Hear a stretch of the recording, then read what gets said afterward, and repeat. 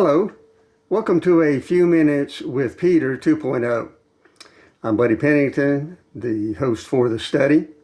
This video is going to take a look at the book of 2 Peter in the New Testament, the 3rd chapter, and verses 10 through 12. Allow me to read that for you at this time. I'll be reading from the New Living Translation. But the day of the Lord will come as unexpectedly as a thief. Then the heavens will pass away with a terrible noise, and the very elements themselves will disappear in fire, and the earth and everything on it will be found to deserve judgment.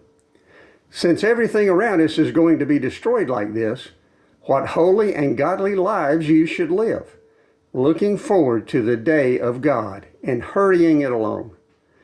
On that day he will set the heavens on fire, and the elements will melt away in the flames. In this portion of his letter to the disciples, Peter has been talking to them about how God is going to judge the evil people, the false prophets, the false teachers, those who mock the coming of Jesus Christ. And he has, in the last video, if you remember, just told them that they need to understand that God's judgment day is not going to go according to a calendar that man makes. God is not bound by time, and therefore God does not have to follow our clocks and our calendars. Now he tells them that as sure as anything exists, God is going to punish evil. And he says to them that his day of judgment is going to come like a thief in the night. A thief does not contact you on a tweet or send you an email to let you know he is going to rob you. He's not going to announce his arrival. And that's the same thing with the judgment day of God. It will come unexpectedly. And Peter says to the disciples, since God is going to do that kind of sudden, unexpected judgment, think about what kind of godly and holy lives you need to be living. He is saying to them, evil is going to be punished. It's going to happen. And you need to be walking with God on the day that he decides it's time to punish evil. He's saying you need to be able to escape the wrath of God. Allow me to encourage you. You may have heard people mocking about the return of Jesus Christ just like Peter had.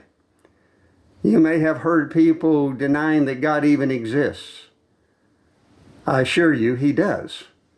And I want to encourage you to keep your faith in him, because one day God is going to destroy the earth.